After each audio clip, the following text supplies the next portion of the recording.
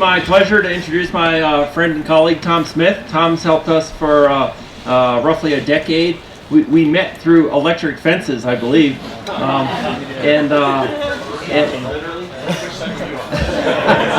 Shocking as that is. And he's helped us with our bear practices to make them more research supported.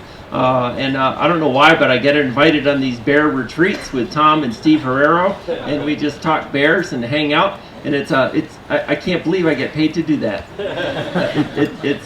It's just an amazingly great time. Tom spent about 25 years in Alaska as a bear ecologist for the U.S. Biological Survey and then the U.S. Geologic Survey. And he's currently a professor in wildlife sciences down at Brigham Young University, BYU's in Provo, Utah. So he drove up yesterday, and thank you so much for your time and your expertise, Tom. You're welcome.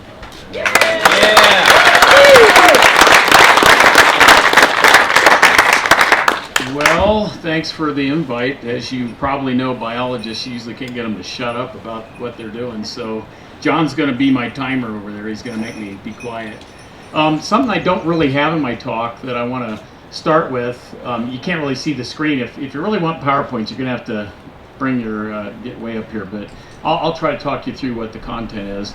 But you know, John and I were talking about how our own perceptions of bears and bear safety evolves. I was talking with Drew about that, and it does. And the lecture I give today would be quite a little bit different than I would have maybe 5 years ago, and so forth. But I think I'm getting more on point, so that's good. Yeah, I mean, because I can ramble pretty terribly.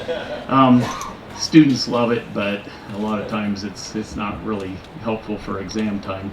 So what I want to focus on today is just a kind of a little talk about bears and bear safety, because it is something that you need to be concerned about.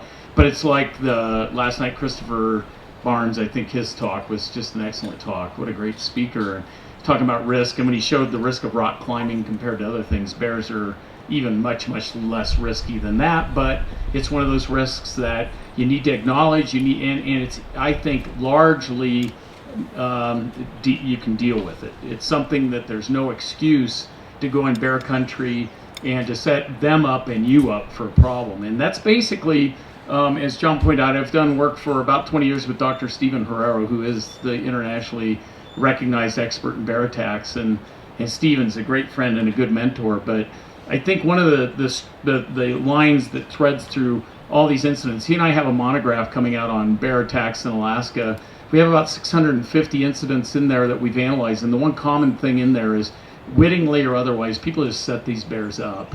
Now, if it was different, you know, I'd say it was different. I mean, if they were like little Tasmanian devils spinning around the landscape, striking at random, then I'd say that, but they're not.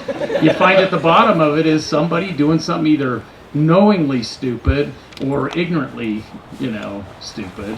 But so that's the real tragedy in these incidences. They, you know, people sometimes are dead and other times severely injured, and it's just heartbreaking that they are avoidable. And on the other side of the coin, not to equate a bear life with a human life, it depends on where your philosophy of all is, but it's a waste of a life on either way. There's no reason to be blowing bears away because you're ignorant. And I think I would guess, one thing I like about teaching at BYU, and I'm sure all of you love, is there's such energy in these students, and they're young, they're on top of their game, they want to learn, they're not jaded or anything, they're great to work with. So I think that what I'm going to talk about here, hopefully you can take it home and think about it. And of course, John will be a contact. He's very good. I was kind of surprised he invited me because he knows a lot about bears and bear safety, but this will be an opportunity for me to talk. Now, one thing that's changed my approach to bear safety, I got a call about 4 years ago from Elena Hansen. You can Google her if you want. It's kind of so voyeuristic, isn't it? Google, I'll Google you. You know, I got a letter the other day. It says, "You don't look like your Facebook." I said, "No, I don't." But Elena didn't either. Her face looked like a Spalding softball, you know, all stitched together. And what happened to that poor woman?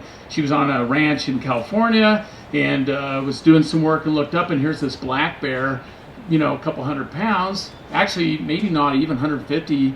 Looked like a big dog, and it was sitting there watching it. There was no surprise element with this. It was simply sizing her up, and and it came down in a rush. It just made its decision when she looked at it and kind of gigs up, you know, the bear's got to now act. The prey is aware of the predator, and it just 3 springs and was on her. Well, fortunately, she had 2 large dogs that galvanized them into action, and they basically saved her. But the poor woman got bit. And in bear fighting, you know, most everything I'll talk about, what you're seeing is a system that's evolved bear. I mean, humans, you know, we've been around a long time, but not long enough to really become a player in their strategies. So what you see bears do is what they do to each other. How they react to you is how, I mean, you know, they have kind of one set of tricks they use of strategies, and so it's a bear thing. When they fight, they don't come up there and like this, you know, they come up and they bite. And it's like dogs. Watch dogs when they fight. It's face. They're biting. And so bears naturally go for our face. I think that's our weapon threat. And that's why in this 650 incidents I mapped out on the human body where the injuries are, and it's 4.5 times more likely to be bit in the head and the neck. That's how they fight. Well, if you have a thick dermal shield and heavy musculature and fat, it's like, that's annoying. Don't bite me there. With humans, it's like you're dead because we're heavily innervated and vascularized, and they just take a chunk out. And that happened, 2 years ago in California, one of Doug Seuss's friends, the trainer in Hollywood, and I'm going down a path, but it's a fun one. And this guy has a grizzly that's his trained bear, and his brother-in-law wanted a photo, and the bear was irritated. When they're irritated, took a nip, and the guy was dead. It tore out the carotid artery. And, you know, on a bear, that's like, you annoy me. With a human, it's like, you're dead. So Elena got it, and basically, a long story short, she was calling me because I was a bear biologist, and she was really mad at bear biologists. She didn't even know me personally. She was just looking for somebody to get even with. And she said she was upset because she said the message that she'd gotten her whole life was, look, and you guys have heard this, there's bears out there, but they don't want anything to do with you. They'll run 99 times, and that is the message. That, in fact, that is true. But what happens when you sell it that way? People are less prepared. They go, oh, well, okay. And they move on to something else. And that's a problem. What you want to build is not fear, but respect. And they're 2 different things. But disrespect is a big problem. So anyway, what I tell people now when I give bear safety talks, I'll say, here's the bottom line. In the Wasatch Mountains, I do black bear research there. There's 2,500 black bears. So I just let it go with that. I'll say, I'll absolutely promise you there are bears there that will kill you. If they see you, they don't have to be sick, hungry, weak, afflicted. They're a predator, you're a potential prey, and if it's one-on-one, you will lose. So they'll kill you. And it always gets me in the paper. It's like, oh, God, we don't know what's wrong. It was maybe sick or hungry or it was old. How about predator? I mean, that's what they do. They eat things for a living. We don't have to, and they dismantle them. They're very good at that. So we don't have to invoke some kind of weird thing. That's what they do. We're just lucky that they mostly are very risk averse. What I've learned is you don't get to be an old bear by doing stupid things. So they tend to size things up. And humans, we tend to, you know, we're humans. That's a big problem when you try to get inside a bear's head. I don't know what they think. When I look at their brain, it's so different than ours. You know, the olfactory lobes are 10 times bigger than ours. So we can kind of guess. And we do gross dissection. The nasal passages, they have about 150 times more nerve endings. We know scent is bigger. Oh, John, you're gonna have to help me. So I've run into lots of grizzly bears, polar bears. I work with grizzly, polar, and black. Right now, I've been around them all. I mean, it's not like, you know, people come up and say, how many times have you been attacked?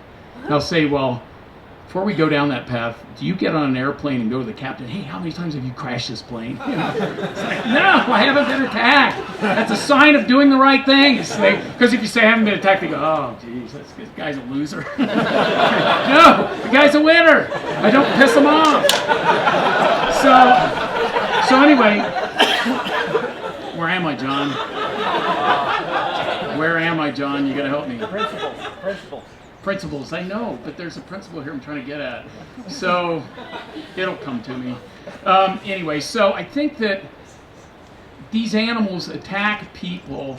So what we need to do is say that there is risk because there are bears for no other reason than they're predators that may see you as an opportunity.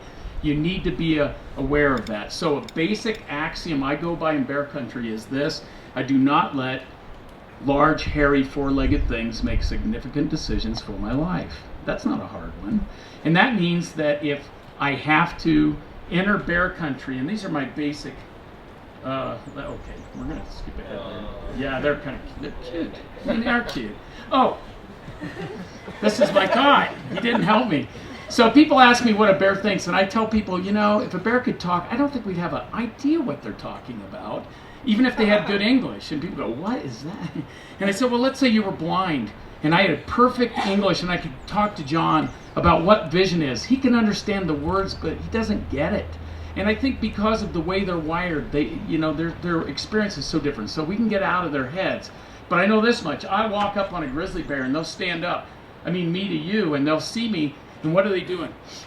They're sniffing, they're waving their head. They can see, but they're smelling. What they'll do is they'll circle around, and because their number one sense they lock in on is scent. That's what they trust. They'll get downwind, they'll go like that, bam, they're out of there.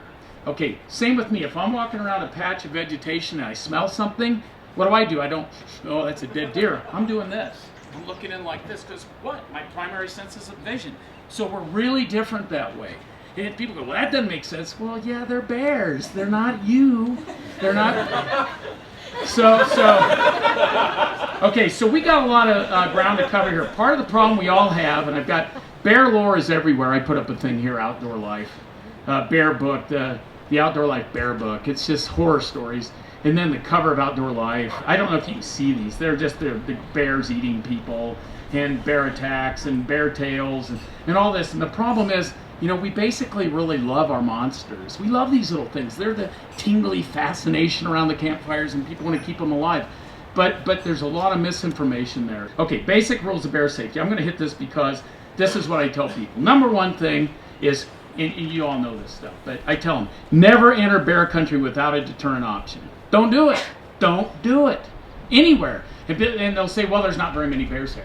Well, it only takes one mauling to ruin your whole day, I think. You know, I mean, come on. If there's one bear there, that's enough to be the intelligent, supposedly higher intelligent organism and equip yourself with bear spray. Or, you know, if you need a gun, take a gun. But you got to have something because you one-on-one with the bear, even a 100-pound bear, you cannot beat them. I had a woman once who's just badgering me. She goes, well, what do I do if I encounter one and I don't have bear spray? I said, well, you have bear spray. She goes, no. You don't get it. If I don't have it, and I said, but you will have it. Like that. And so she goes, no, what do I do if I don't? And I said, ma'am, let's just stop this. Here's the thing you're asking me. I'm going to put it in terms that we can all understand. You're saying, I'm in a truck, I don't have a seatbelt because I'm not going to wear it. What's the best way to be ejected through the windshield? It's stupid. I said, it's stupid. You're wasting my time. Another woman, this is bad, my wife won't go to my bear lectures anymore. So this woman says, oh my God, I heard that during the mating season, they're the worst. What do I do? I said, well, if one comes after you, just ride it out. My wife goes, I can't believe you said that. I said, well, that's a stupid question. Okay. I don't know. Let's move on. So, all right. So you got to have a deterrent, okay? We're not going to have a conversation if you say I'm not going out there with a deterrent. Because, come on. If you don't care about yourself, you got to care about the bear. Take Treadwell, whom we all know, and I knew him personally quite well. That was one of my research areas. John's been there. Timothy didn't carry a deterrent. And I said, Timothy, look, if you love bears that much, and I know you do, when and if you get killed, they're going to kill those bears. And they did. And that was a waste of life all around. So, if you don't care about yourself, care about the animal. Okay, everybody in my book has to carry their own deterrent. The reason for that is the bear tends to cycle in and get the person without the deterrent. That's Murphy's Law. Now, there may be some ways to deal with that, but the other thing is I've had interviewed people who were on a 5-day trip with their wife or spouse or friend or whatever, and 2 days in, they have an encounter, they spray the bear. Now they're planning to go another 6 days. They don't have any deterrent left. So they're just unhinged, you know, they're just, oh God. So they just run out. So you need more than one can, and you need multiple cans. I just have everybody carrying. That way, nobody's trying to say, who's got the spray? You can't be doing that. The other thing is it has to be immediately available. I mean, it's got to be, it's got to be on your chest or on your pack strap. It's got to be right here somewhere, because when these things happen, they happen very fast. 75% of the encounters that I studied were within 70 feet, and 50% were within 30 feet. I mean, that's too close. I mean, you can't even get this thing out. So we'll talk about that a little. So you've got to have it available. Several people were killed with them. You know, I mean, still in the shrink wrap. Oh my God, bear tags start chewing. What kind of craziness? The lawyers that were both killed on the Hula Hula River in Alaska, the Huffmans, they had bear spray still in the container, the shrink. What the heck? Okay, other rules, you know, always be alert. That makes sense. So if you're in bear country, pay attention, for crying out loud. No headphones, none of that junk, you know. But I work with Boy Scouts, so no. You know, I don't let them bring them anyway, but the point is you got to pay attention. When it's bear country, the stakes are different. Okay, and then I say make noise appropriately. The reason is bears are keenly tuned into what's going on. Why? Because the biggest enemy is another bear, and unless you're the biggest guy on the block, you better be paying attention or you're going to end up with some problem. They're really not one world. They fight each other all the time, and it's just the way it is. It's like with wolves. The greatest mortality factor on wolves is wolves. On bears, it's bears. So they're paying attention, but if we don't telegraph our presence, that's the problem. That's why all these encounters happen at such a close distance. For some reason, the bear was not aware of the person there. So, you know, God forbid the people would. I brought a bear bell. I actually did. I'll show you. I did research with these bear bells. I mean, these things are so obnoxious. I hope you don't use them. They're terrible. I mean, because wouldn't that just drive you up a wall? Plus, they don't really do anything. But I mean, I gave that talk once, and this woman from Denali Ranger, she goes, "Well, I mean, they do in our park. They know the bear bell. They know that's hikers." I said, "Well, somebody has to teach them Bear Bell 101." Which means at some point they got to make the association. If you want to be the guy doing that, have at it. But the other thing is they have babies, who don't know what a bear bell is, and they have immigrants, so that kind of screws your system. So I don't think I'd do that. So make noise. So what I mean by that, if I was hiking through here and this was Yellowstone, I wouldn't be making any noise. I'd be enjoying the birds and nature. I don't want to scare everything. I don't want this tidal wave of wildlife running away from me. But if I'm going down to this river here and I know it's a salmon creek and there's bears, you know, I'm going to come up there and hey, like that. We had fun. John's been on some of my nutty adventures, and we did one. Steve Herrero and me. We walked. There was 100 bears on a 1.2 mile river. 100 bears. So we sent Herrero down in there making no noise. And it was like, he walked, he had a radio, says, "I'm done with this." But they're really good bears. They don't do anything to you. They're good bears. But then we did it with making noise. So he flushed a whole lot of bears. I mean, he flushed them at close range. Then we went through going, "Hey!" Never saw a bear. I mean, it makes sense. I've got a paper out from Kenai Fjord where it was a lot of fun. We studied their response to humans. So we intentionally found all the bears we could, and we'd get 2 by 2 and we just walk in on them, taking behavioral data on where what we call the overt response system, when they first eating their grass or whatever, they start looking. So that's where they're aware. They may have been aware before that, but they were telegraphing at that point to us outwardly that they were aware. Then we go till we hit the flushing distance, which, you know, would push them out. And of course, some of these big males, it's like, "Bring it on, little man." We'd get within about 15 meters of them and say, "Now we're done. We're done with this deal. We had our bear spray." So if they know you're there, so my point of that was in that paper, bears that weren't aware of us, when they first became aware and they flush, they just run. If they see us from afar, they don't flush. Anyway, you got the point. So make noise appropriately. If you confront a bear, this is what I tell people to do simultaneously. The first one is, of course, never stop. You never back up, never run. I mean, you know, let's face it, 44 foot a second on one of these animals, you're going nowhere. And I looked in my database, I had 44 instances, and that was 100 incidents ago, so I need to recalculate, but 44 times when a person and a bear found themselves face to face. Okay, they're face to face. Who knows why, but there they are. The bear has a suite of options, the person has a suite of options. It's a fun database to mess with. So I can tell you, biting them, punching them, poking them, screaming at them, bad, because they're really good at that game. They'll go, okay. but you know, so brown bear, grizzlies don't respond to aggression very well. That's how their world works. But back to my data set. So I looked at the number of people who chose the whole world of things to do to run. Out of 43 instances, 39 of them, they chased them down and caught them. So I would say that's a fairly good data set that says don't do it. Also, backing up. When you do this, that's in their world, that says I'm submissive, I'm passive, you're running the show. Bad thing to do. Don't do that. And the reason is because and people, this is where the human is a problem. You say, well, God, I'm just a human, I don't have teeth and claws and all that. They don't know that. They don't know that. And I found dead bears, with porcupine quills all through their faces where they messed with a porcupine, and some that had quills that didn't die. They learned very early on that size isn't necessarily a good predictor. So they're very cautious. I've had them full on charge me, and I just stand there because what are you going to do? And just stand, take your whooping. But they get about to that pool, and they always, like that, they'll stop, and they start huffing, and it's a lot of fun. But the thing is, they're not gonna touch you. Well, that's in their world. And you watch, you'll see a 300-pound female run off a 1,000-pound male. These males just tuck tail and run. Could the male kill them? They could, but somehow, in the wisdom of the wilderness, it's like, it's not worth taking the facial bites and the rips in the hide. No, it ain't worth it. There's food over there. They just run. And so size is so. Back to these rules. If you confront a bear, you stop and stand your ground. Never back up. At the same time, you ready your deterrent. So let's say I'm hiking, I see a bear. It's like, I've got this thing out. That's what I should be doing. Okay?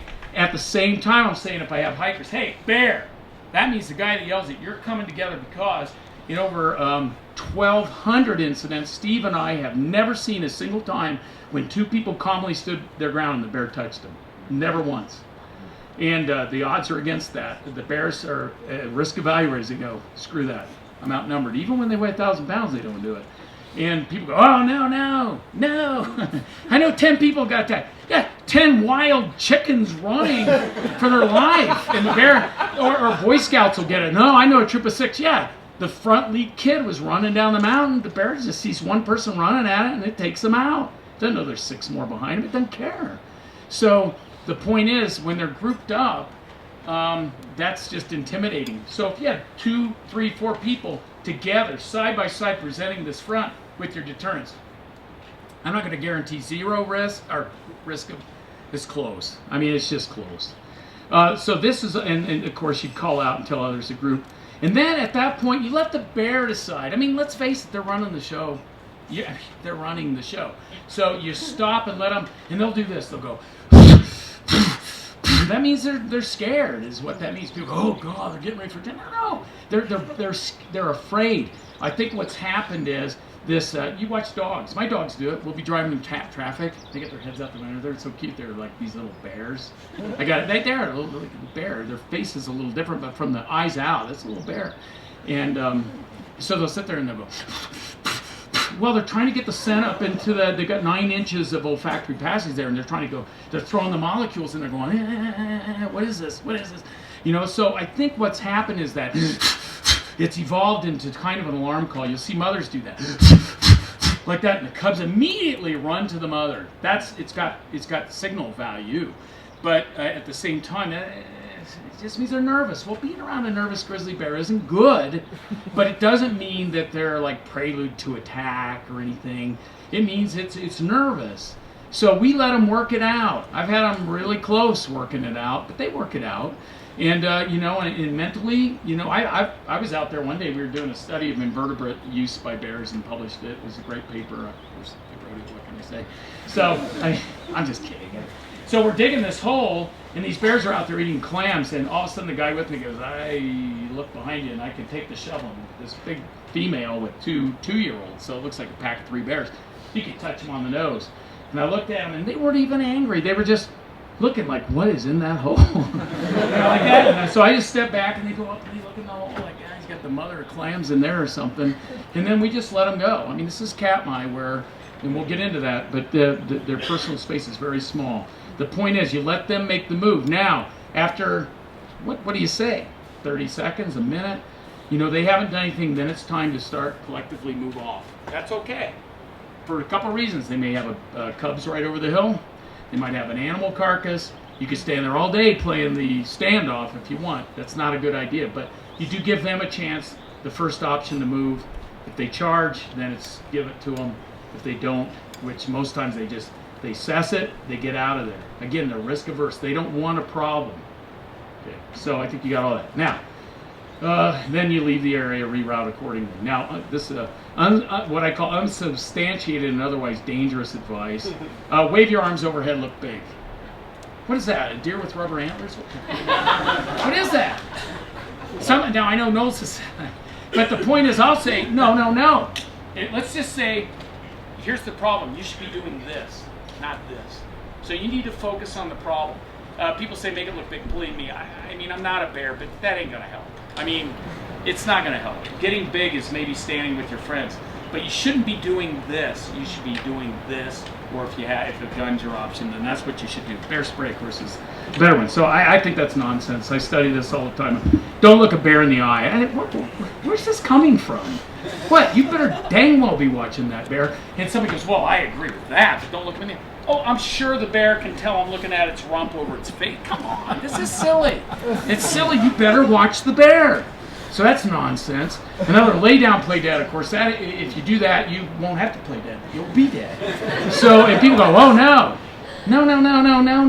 The problem with that is, here's the whole thing, and I think you guys as instructors deal with it. If you just load people up with a bunch of crap, it all has equal priority, and it just rock tumbles in there. And when they get in a bind, it's like, whoa, play that. You know what I mean? It's like, what? You want to keep it simple. If we had to do that, I'd be with that. But so lots of advice is bad, because now what you've done, you've overloaded their minds with stuff that isn't important, and it competes for priority with stuff that is.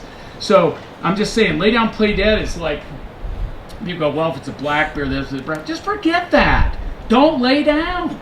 Okay? So if it's a grizzly bear, my crew, if a bear charges, I tell them the only time you go to the ground is if it knocks you to the ground. If it's a full-on charge, you're not going to be laying down. You're going to be like that. And if you look at my data, it's going to work.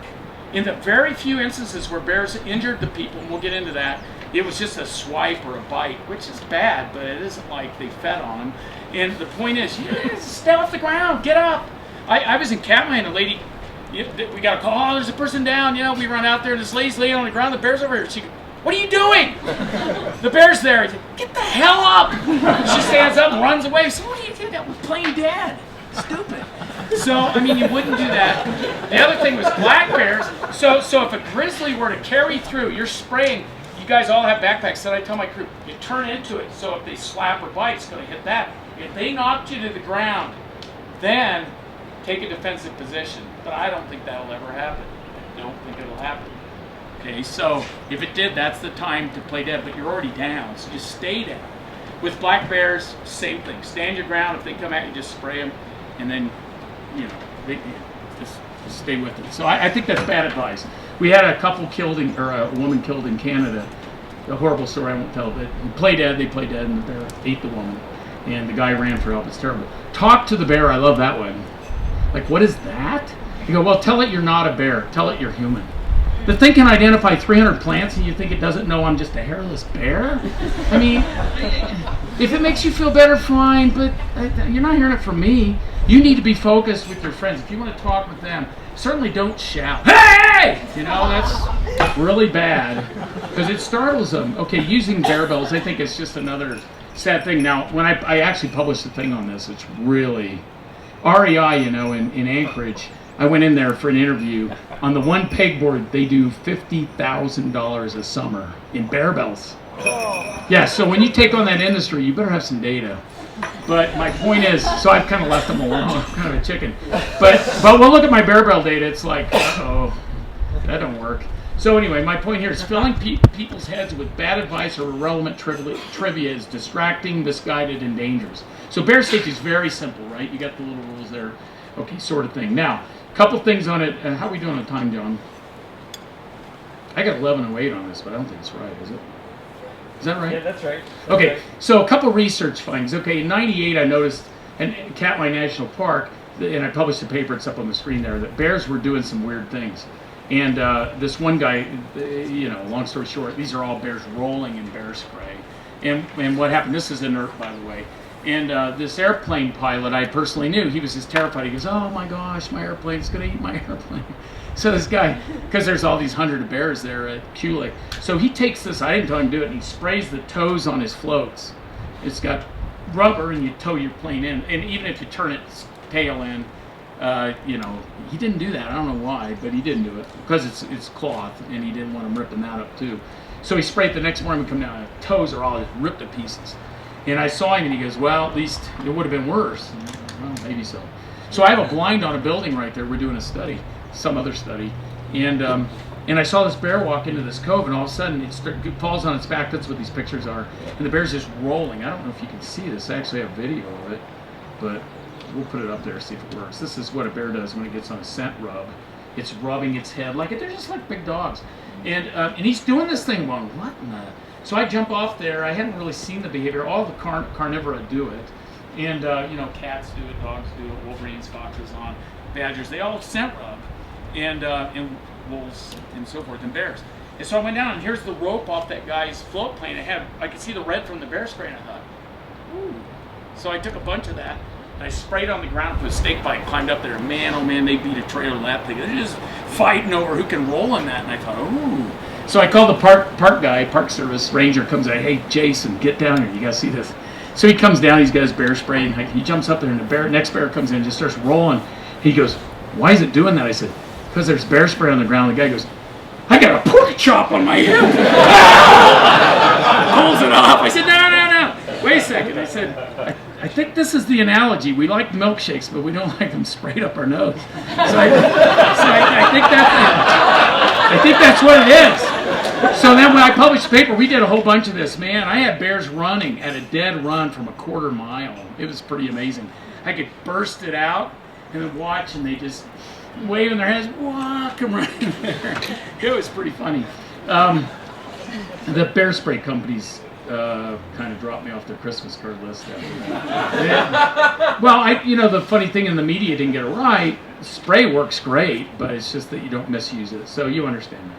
Okay, so then I went on with Steve Herrero, and we published it. We decided to look, in 2007, we looked at all the bear spray incidents in Alaska. We looked at 83 from 85 to 2006.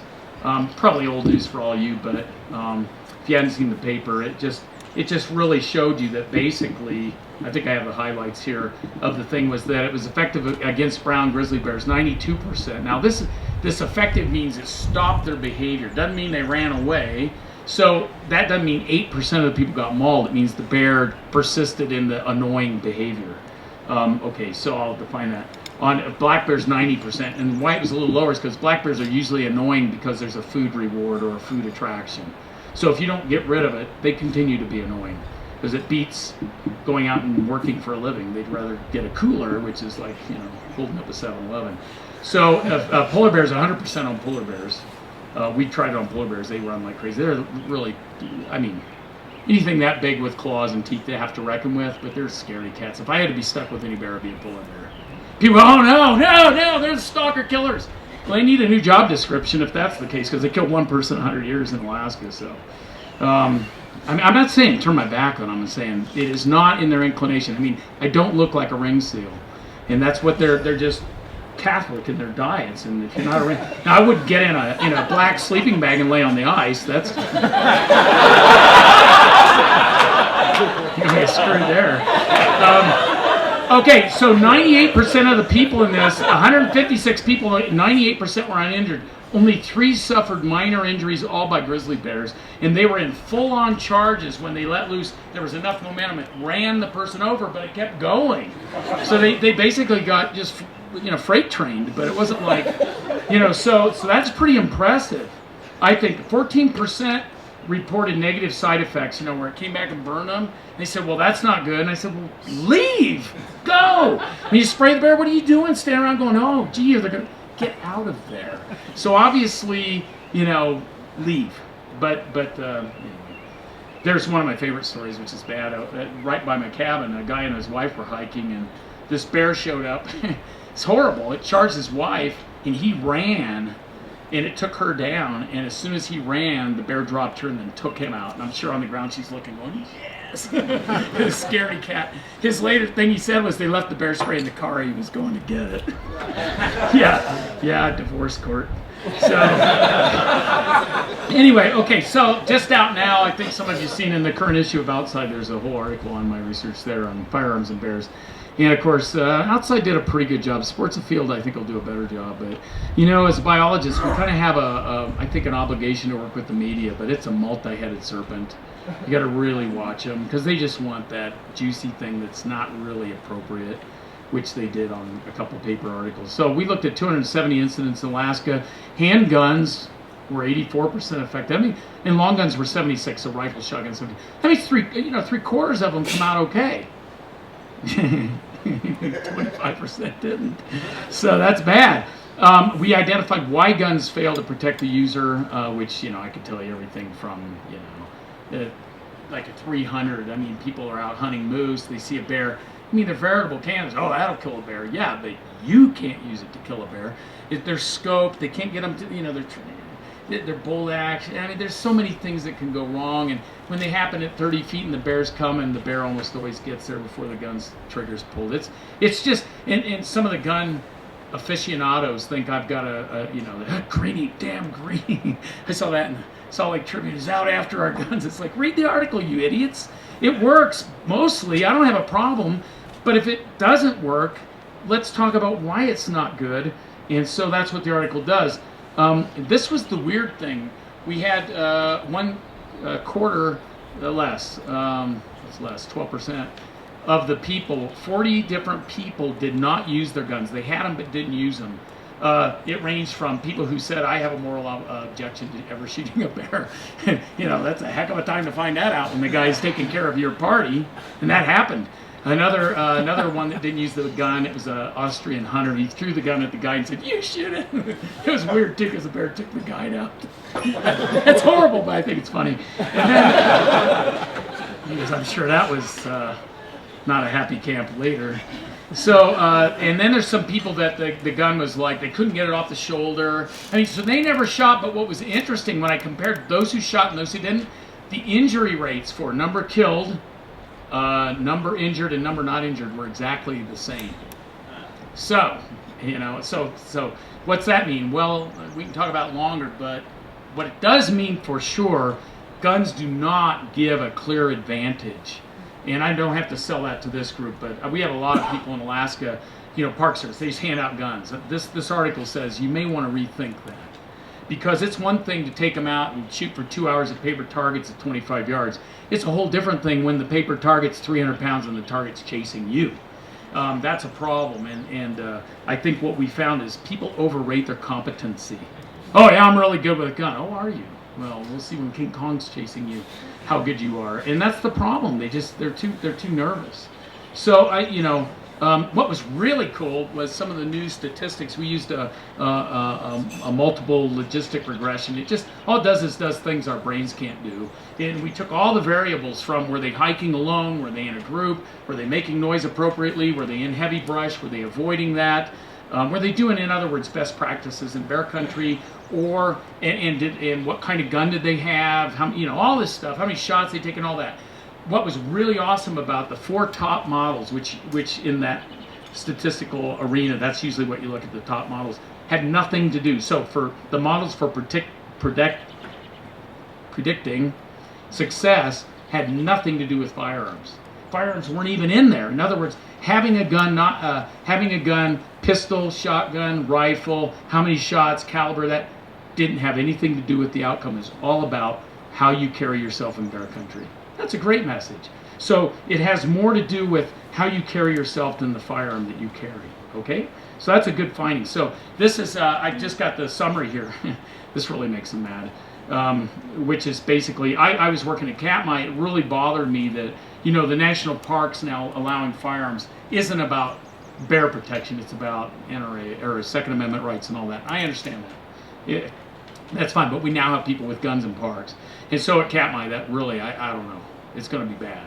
because somebody's going to misread one of these brown bears and shoot them or wound them or something like that. So I think this paper coming out now is really important. We're getting a lot of good feedback from the Park Service that wants to tell their people, hey, so here's some summary. I don't know if you can see it. For bear spray, I had 71 incidents, 175 people. Firearms, 289 incidents, almost 500 people.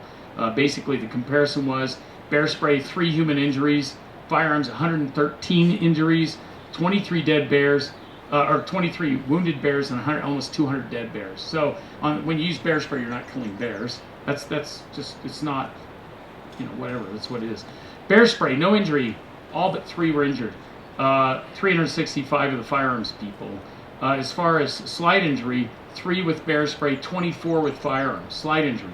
Moderate, 0 with bear spray, 42. And this was hours of stay in the hospital is how that's based. Severe, again, bear spray 0, firearms 25. This is loss of limbs, face, life-changing injuries. And as far as fatalities, we had 0 with bear spray and 17 with firearms.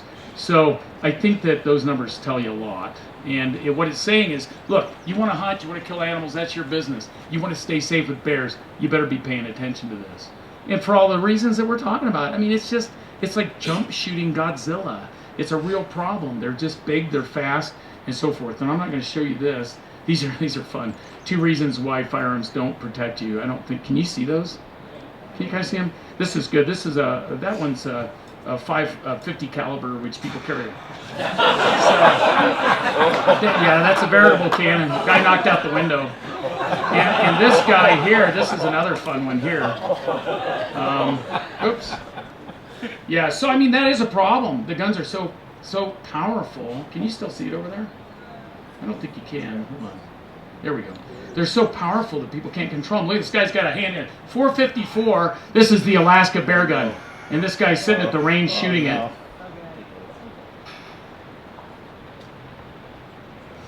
Come on, shoot it. Yeah, so the gun just went that way. Yeah, so I mean, they're very, very difficult to control. So, again, I don't have a thing on guns. It's just they don't work. Okay, so they don't work very well. Okay, so as far as the Alaska Bear Encounters database, a couple things we learned on that. The status is we've got 650 different confrontations, 82 variables. We have over 50,000 entries that we're analyzing right now, trying to extract from these, and we've done 5 peer-reviewed papers on them so far. We're going to get about 2 more. It doesn't matter, but it's, we have spatial distributions of bear attacks in Alaska by species. But what was really cool about that one, the reason why I started this is people say, well, is it true that coastal brown bears are a lot easier? I mean, they're nicer than interior bears, and or something like that. And I said, I mean, the conventional wisdom is in Alaska is that coastal brownies are pretty easygoing, and the assumption is it's because they're well fed. Okay, so I wanted to look at that assumption. So what I did was, I did a multivariate analysis, but what we found was that the number of bear attacks was inversely proportional to the number of bears. Now that's counterintuitive, and if you put a graph on there, what that says is the more bears there are, the less likelihood you'll be attacked. That's based on where the fatalities are, and that's basically right there, the number of incidents. So the less than 25, that's Denali, that's the North Slope, mean little buggers up there. And they have, and down on the end where there's hardly any attacks, that's Katmai. On this end, Kodiak Island. Bears just, I mean, you can't make them attack. Well, you can, but it's much less easy to do. The underlying assumption is this, that we looked at. And so the take-home message here is bears are not the same everywhere. Although it's unlikely you'll have a problem in Yellowstone, it's much more likely you'll have a problem in Yellowstone over the Katmai Coast, where when I go to bed, and John was there, you go to bed and you can count 35 grizzly bears. The reason is when bears, that all comes back to the social setting. When there's that kind of a food resource, that translates into 2 things: more bears and bigger bears. Lots more, bigger. I mean, the coast there, our estimate was 550 bears per 1,000 square kilometers, which is about the exact opposite of Yellowstone. It's 30 bears per square mile. Yellowstone's 1 bear per 30 square miles. It's a lot of bears. And so what happens is, it doesn't pay to be this hair-triggered temperament among other bears. Like, run all over the place, I'm fighting you. But it doesn't work. So it's like, heck with that.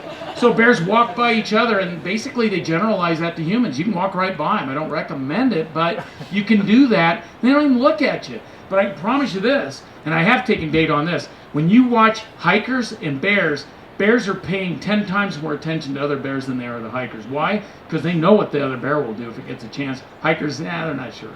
So they just kind of watch them, but not much. They're So the point is, bear density, it's a kind of win-win thing. You eat your food there, I'll eat mine here. I'm not. So when things come out of the brush suddenly, it's another bear. I'm not going to worry.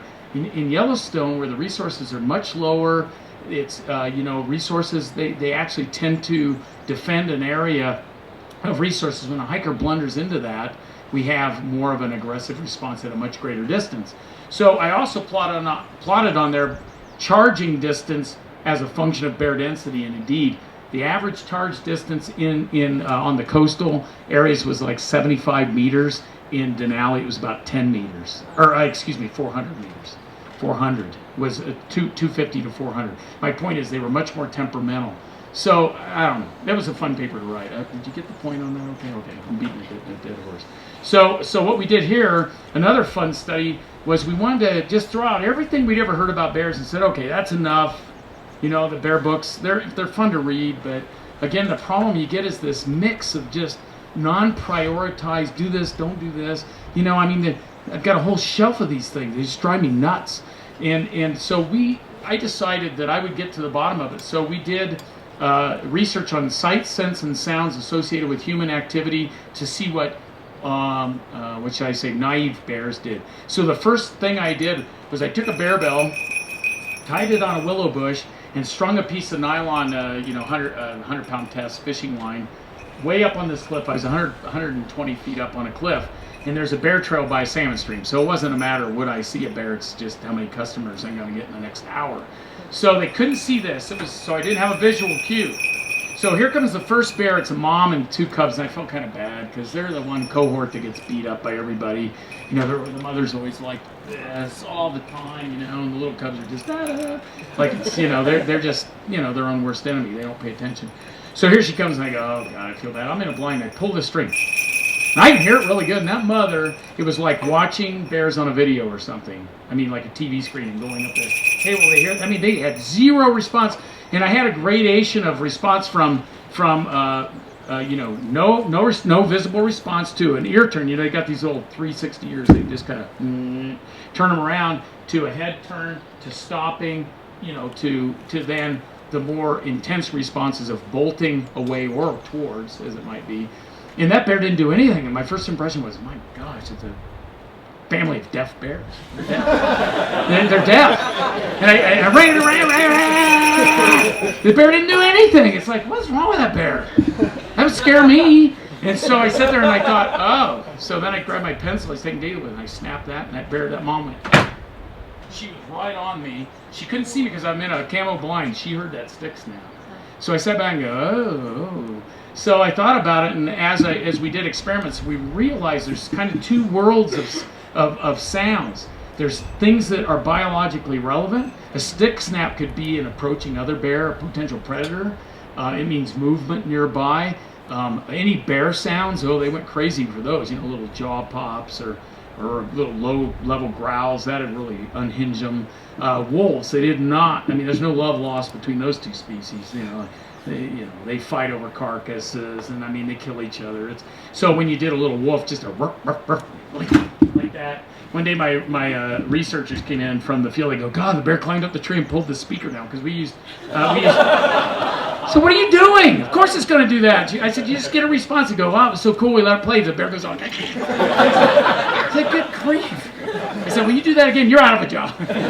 So I had, not too many speakers, but so we played a whole suite of sounds, and it really did kind of shake out. Bear bells, I've got some data on that here somewhere. We did, so we'd play sounds like this one here. Here's a bear bell. You've heard it. Oh, you can hear it. It's this. And we had air horn. We had a lot of stuff, and it was fun. So we did that. We also did scent trials where I built these deals. I could put scent on pads, put them in the ground. They could pull them out, but they couldn't get the scent. They couldn't get the object, but they could get the scent. They couldn't grab sponge soaked with Natrapel or Dr. Bronner's peppermint soap. They like that stuff. And so, did you have a question? Oh, goodness. Oh my gosh, these bears would go nuts for that stuff. So we put all this in, and you know, I had this guy helping me, and he was really a little bit afraid of these bears. Of course, there's 100 of them around, so it's kind of edgy. But he goes down to the river and he to wash his hair, and he wants an escort, which kind of annoyed us all. And, oh, okay, take him down there. So they went down there, and when he comes back, I'm sitting in camp cross-legged, and all of a sudden it's like I get hit with this floral strawberry bouquet. Like, jeez, I said, Carol, what were you doing? He goes, he's real nervous. Why? What do you mean? I said, you smell like a 200-pound strawberry. He goes, what's wrong with that? I said, dude. I said, let's put it this way. If I gave you bacon and egg shampoo with French toast cream rinse, you're going to pour that on your head? He goes, oh my God. He went to pull his hair off. I said, Gigi, I mean, why would you do that? Similarly, we used a lot of this stuff. It's like, why would you dope yourself up in bear country like, you know, some big scented thing? That's stupid.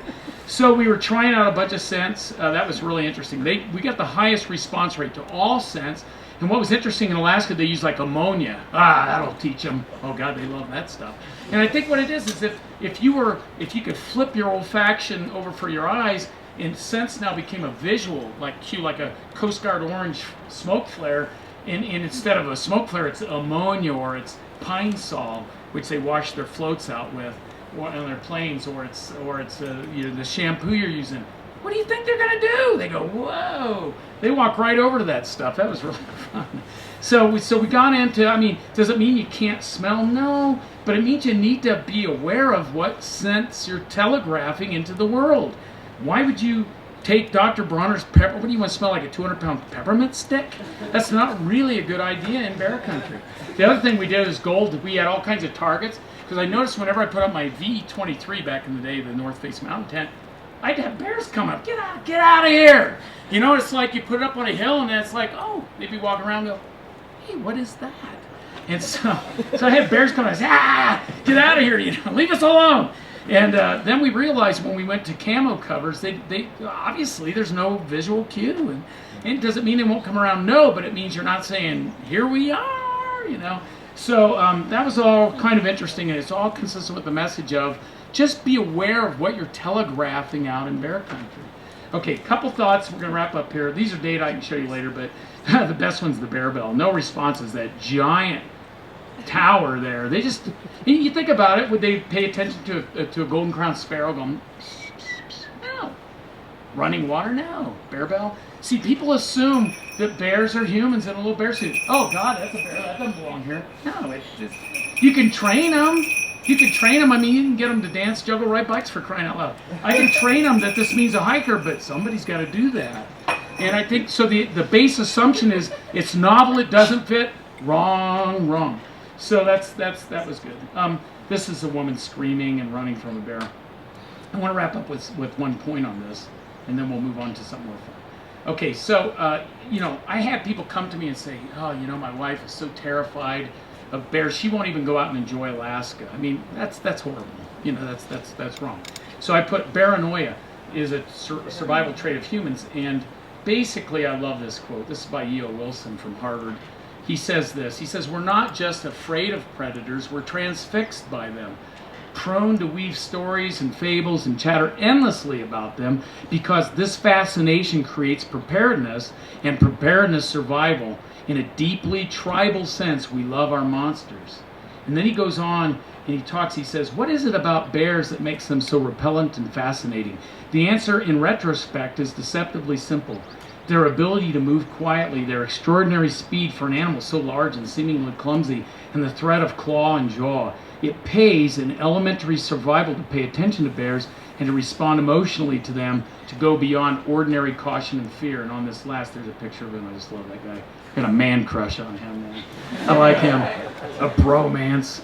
So, he's just so smart. I'm not that smart. So he says this. He says the brain evolved into its present form over a period of 2 million years, from the time of Homo habilis to the late Stone Age of Homo sapiens, during which people existed in hunter-gatherer bands in intimate contact with the natural environment. Bears mattered. The smell of water, the hum of a bee, the directional bend of the plant stalk. These things mattered. The naturalist's trance was adapted. The glimpse of one small animal hidden in the grass could make the difference between eating and going hungry that night. And a sweet sense of horror, the shivery fascination with monsters and creeping things that so delights us today, even in the sterile hearts of our cities, could see you through to the next morning. Organisms are the natural stuff of metaphor and ritual. Although the evidence is far from in, the brain appears to have kept its old capacities, its channeled quickness.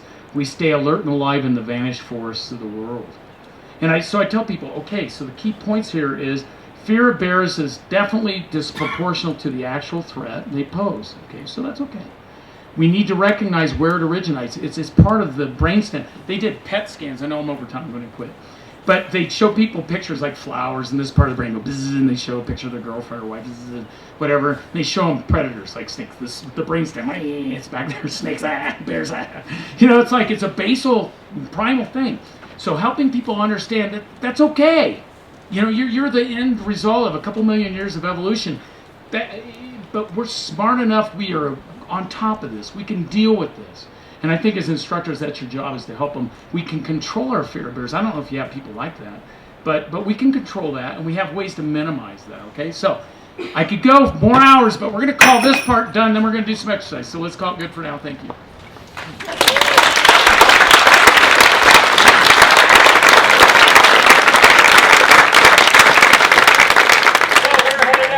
Right out here to use the training bear. We're going to use some inert bear spray. I still wouldn't hang out downwind if I were you, but you can do what you want.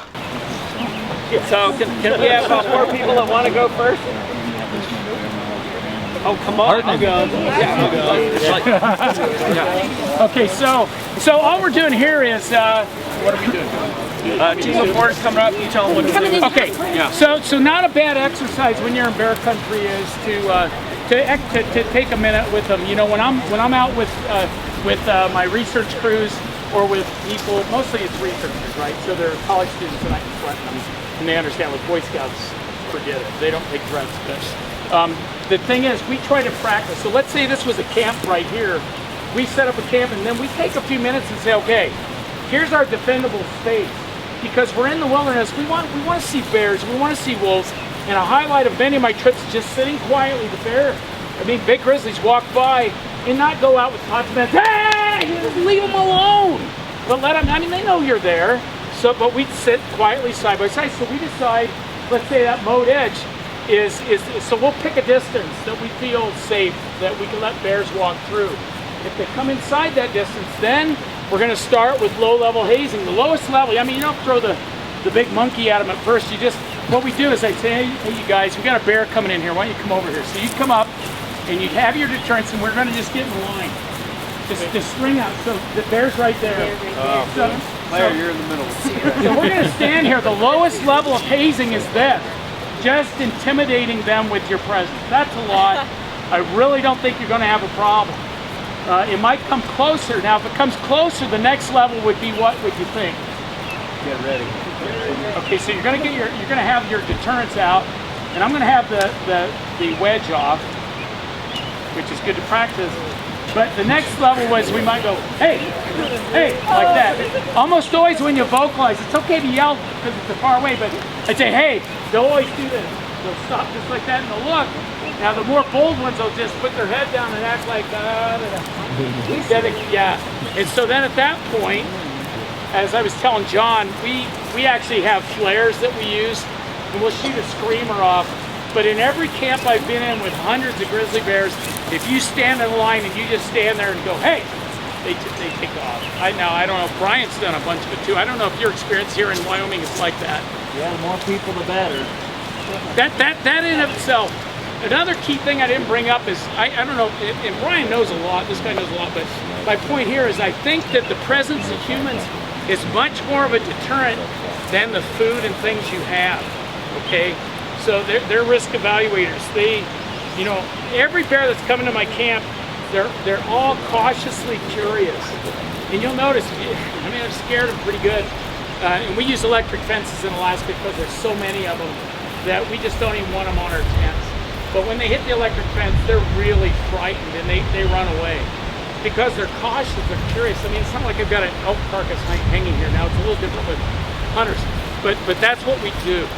Now, if you guys were hiking, like I explained, as a group, and I know you're all aware that NOLS had a situation like that last year, where, I mean, it's easy to quarterback coach, you know, what happened, but we'll say what should happen. Again, if I'm hiking, I have my deterrent handy. Okay, it's got to be handy. It can't, I mean, that's evident. It can't come out of a pack. So it could be here. That's kind of annoying to me. I could put on a pack strap. This comes off. I could put on a pack strap. I could have it on my belt, but it's got to be somewhere handy. If I'm going into a place where there's a probability of a bear, you know, for me, and this is the difference between guns and bears, is it's nothing to have this in my hand. That's nothing. You know, I mean, I can have that, and if a bear suddenly appeared, I've got it in less than a second. So it just makes sense to pull it out, and then maybe as I get closer to a place of concern, hey, sort of thing, and walk up a little more. Now you realize the river's pretty noisy there, so you know, like if it was a salmon stream, I'd really be making some noise. And they've got good ears, you know, they can hear good. So I'm like, hey, like that, they got you, and then you'll hear them walking off, that kind of thing. So that's the one thing. Let's see, John, what are we doing next here? Okay, so then we'll let them decide whether to spray. And if you haven't played with bear spray before, you might want to practice pulling the safety clip off and putting it back on a few times. Got to get the hang of that, so that you can maybe do that without thinking about it too hard. So we're going to have these for hiking like you would on one of your trips. They're coming up this meadow. They're trying to go to that far peak over there. And Claire's going to be in the front.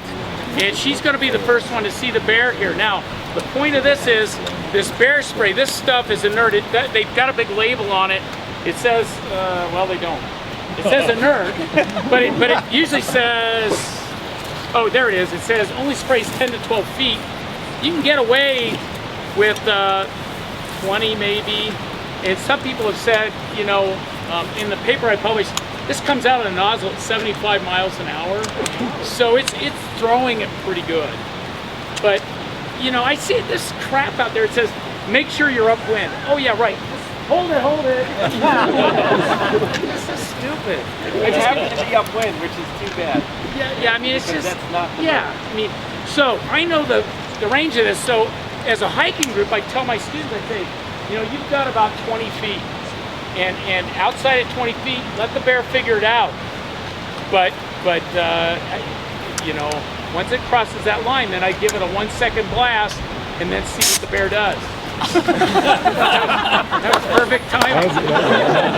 Very good. She works for me now. Yeah, what I like to do is go in a bunch of people. I say this stuff will really immobilize everybody. Be really careful. Oh my God! You should see her run for the deterrent. It's pretty bad. Yeah, it's pretty bad in the university. I feel kind of bad. No, what's going to happen is Claire's going to come up the hill. She's the first one. She'll say bear. What we want to see is the rest. She's going to stop, ready your deterrent. As these guys are down slope, they should be getting them ready and coming up to stand beside her, not running that way. And then do the Okay, so that's what I'm telling you with younger people or even adults. It's really hard to stop your legs. You need to practice it. So so they're going to come up the hill. They're going to ready the deterrents and they're going to stand with her. And then we're going to see what now if the bear crosses 20 feet, then she can spray. And I mean, I wouldn't have 4 people spraying the bear, but let's face it, if it was charging, I suppose you all would. So we're going to start in line, and so you rehearse the choreography. Okay. We're a hard day of hiking. So we're going to... We're tired. Woo! Matt, get some corn up there. Oh, there's bear. Oh, line up. Okay, but you know we all laugh, but where the young got hurt, that's not what they did. And they may have been, I think they were spread out more. What you want though is to ingrain it in them. It's okay to spread out. I don't know how far you allow them on your trips to space out, but I would assume you try to keep them kind of together. And if you're in really good bear country, you know, you're just going to have to get over being singles. You got to stay together.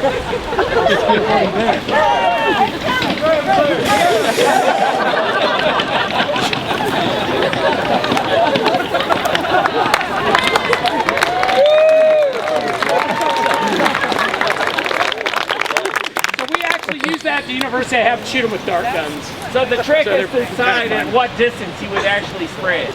So obviously if you unload that can when it's 100 feet away, good luck when it's... A couple other things. I don't know again what Brian thinks, but let's say you buy a can of spray. Don't be doing this. Is there any in there? Oh yeah, it's good to go today. Oh yeah, tomorrow it's good to go today. Come on, the can's getting smaller and smaller and smaller. So by the time the bear shows up, it's like. So this is a product. I've asked Pride Johnson. He owns the company.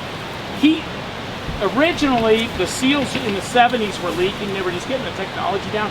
But these things are pressurized. If you want to do it once, I mean, if you want to do just like that, then you're going to take soapy water and clear this out. Because if you don't, it's going to get residue on your finger, and then your face will be burning. I wouldn't even do it once. It's a pressurized product. If it leaks, believe me, you'll know it. But I don't want. If you keep doing this, it's just getting smaller. And I don't know if NOLS has a policy, but we used to have one. We put them on a scale. If they weighed less than 3/4 of their weight, we just get them off. I mean, I'd be a cat at Brooks Camp, there's like 70 brown bears there, and there's a big bin, they're going, that one doesn't have enough, it's like, gee. I mean, there's like 25 bucks back then. I mean, how cheap can you throw those away and get some new ones? But I would not be spraying them like this. Sorry, John. And I have a case of the real stuff that expired that the RM wanted to get rid of. And if you want some to just squirt and play with, that's what it's for. Yeah, you could do it, but We aren't going to do it here today, though. yeah, don't. That's when you want to be upwind. When you're Yeah, practicing. but it's not about, like my kids, like every summer, they take like the case of bear spray from the RM and just go spray it behind our chicken coop. And it gets all over them and they're fine. This stuff getting wet? No. Yeah, no, you don't. Mac was asking if this stuff getting all wet and everything matters. No, it's good to go. But it is a problem if I would not let people for two reasons. One is you don't want residues on stuff. It's not like it's going to draw bears from miles around, but it's terrible stuff. If it was near your camp, it's like spraying bologna on a bush. I wouldn't do that. I mean, it really does. In Alaska, we have come Let's from have another a quarter group of mile four get set a up. dead run 4 people? for this stuff. So yeah. Let's go. We need 4 more people to go through the next group. We want more people to go through to show just rehearsing the choreography and all this. Yeah, Anna was asking how many sprays are in there. They say about 7.5 seconds worth. Okay, so the other thing that Pride told me is because of lawyers, they have a 3-year expiration. You guys go Because ahead chemicals are all stable, they really don't go get bad. maybe 50 feet So, from it. The I lead would, call bear. now here's another thing I wanted to show you. This At is some my point I'll fake pull the bear, shotgun. just don't let it hit you in the ankle. All right, go ahead. Ready? So here's the problem. Let's have somebody who wants to be my shotgun guy after these guys. What? Somebody's got to be my shotgun person. I'll shoot. Okay, come on out. Okay, so here's the problem. Again, guns are great, but the problem is, I don't know how. This is just plastic. All you got to do is you got to pump it.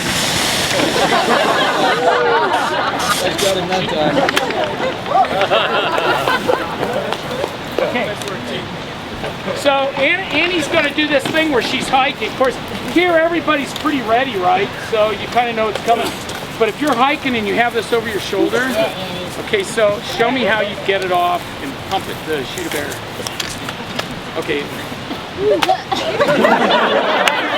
Now there's a red S underneath this. Right. Shotgun Annie.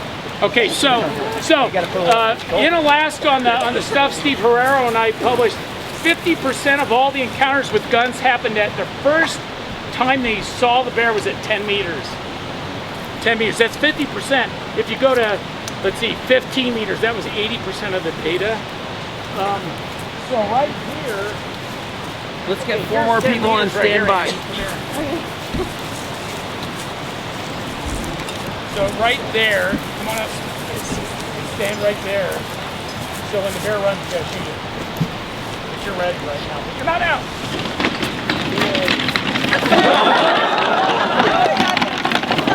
Did you even pull the trigger? Okay, so that's a bit of a problem now. Here's another example you might do with students, which I like. Can I do one more before we do you guys? Okay, you want to do one more? Or somebody? Okay, look. toss me a can of spray. Who likes to be a runner? A bear. run. Okay, come, Allie. And this is a safer thing. Oh, I'm right here. Oh, okay. Now, I learned the hard way. So, here. This is a good exercise with students too. How's it go? That was there, and then you spray it out fast enough. Okay. So, show us how you get it out of that. Okay. So, put it all back in. Now, what Allie's going to do, come right back here, and she can't. Believe me, this you'll see why I do this. Okay, now you guys move so she can run that way. And why you don't know, we're just talking. When I signal, you take off running. Okay. And as soon as she takes off running, you're going to go ahead and just put a burst that way. Okay. Okay, so First this time. yeah. Go. No. Well, that would help. Okay, the point is, okay, so I kind of surprised her, but, okay, she's kind of working on the protocol. Let's do it one more time. But the point was, why I do this exercise is, if it's a little hard with you. Okay, I'm totally ready this time. Okay, so the thing is, okay, stop. So she sprayed about right there. My point in this exercise is, a bear could have been right there before, and it would have been to her before. She didn't even get it out. Okay. Now, if we had people running, they'd be spraying them in the face, and it doesn't work. But it shows you that an animal that can at full on do 44 feet per second. My point in all of this is this is not very good. It's good to be available, but if you're in a high, risk area, you've got to have it in your hand. Now, put it in your hand and try it with this. And Tom and I have spent hours with the bear spray in our hand, safety off, like against willows. Like an hour, it's just like hiking that way. So Annie's now ready for the bear. Okay, so she nailed it really close. The point is with this little exercise, it's just to impress on people that in the pack is completely out of the question. On the hip in here is useful, but if you're in somewhere where there's a probability, it's got to be in your hand to be any use. That's all that is. Running at people doesn't. I mean, what are you going to do? You're going to spray them in the face. So that this could have a damage. I have a question about if the initial encounter is within that range. Yeah. Should you blow it right away, or should you start with grouping up? Well, I group and then see what the bear's intent is. That sounds kind of vague, but yeah, I yell bear and everybody's going to come running with their spray If you had ready. bear spray, you could count on you with that bear spray more than you could count on everyone else doing the correct choreography. For what it's worth, I was in Alaska once and I heard these bears fighting. It was a lot of bears. Like that, and I made a bear cast of a foot. It's something I was doing, so I didn't want to leave. And it was around the court. Pretty soon here comes this probably 4 or 5 year old, 300 or 400 pound bear. It's like he's the one that got his butt whooped. And then he saw me and he just takes off at a dead run. And I go, oh crap. I didn't have any bear spray handy, so I reach my pack, I pull out a stick of Maglite. I go, uh-oh. But the point is that I just stood my ground, the bear stopped about me to that box. And he just stood and looked and then saw the white thing there and he kind of sniffed and walked off. I mean, I would have sprayed him at that close, but as it was, it resolved. And by the time he figured it out, I had it out. Really bad idea, but the point is, Herrero, myself, both, where we see people standing and the bear charging, there's a percentage of them that do stop. And so that's all the more reason to be ready. But if they come within that 20 feet, I spray them. I mean, I'd spray them. The stuff's not that expensive. I would hit them. Okay, go back to your... So one thing we want to emphasize that for stuff that's potentially high stress, it's good to physically rehearse the procedure. And so we got a bunch of this, and we want teams to just come up and physically practice this. It's like you get people to physically practice what you do with CPR more than you give them chalk talks about it. So we want you to just rehearse the moves. So next team, come on up. And John, I was talking to Rick, but it sounds like we're going to get this stuff at branches so we can do this with I know Alaska has some inert stuff. What about Yukon? Yeah, you can get that from Countersalt for $8 a can. Something like that. I don't know if Yukon has it or not. I use it. You could also do this with the expired stuff, but like I love like gas chamber training and all that stuff, and some people like aren't converts to that yet. Okay, next team. Okay. Beautiful day.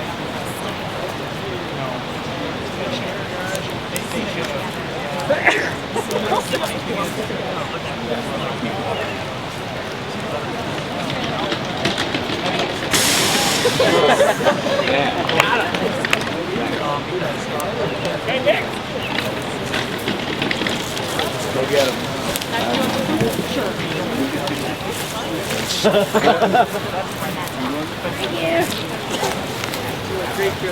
And if you're the brand, feel free to have someone do it a few times. Even if you just hold the garden hose and spray it with that.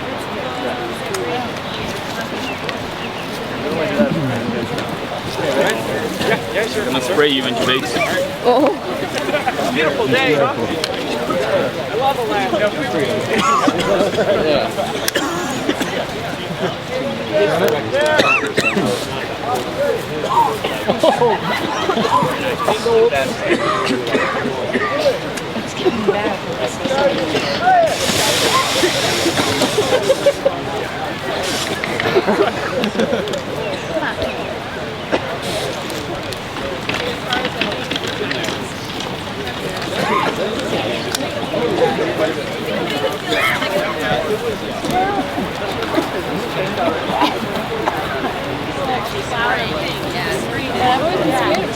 Such a beautiful day. What a beautiful day. Yeah, I think it's No, no, you. Like, I feel like,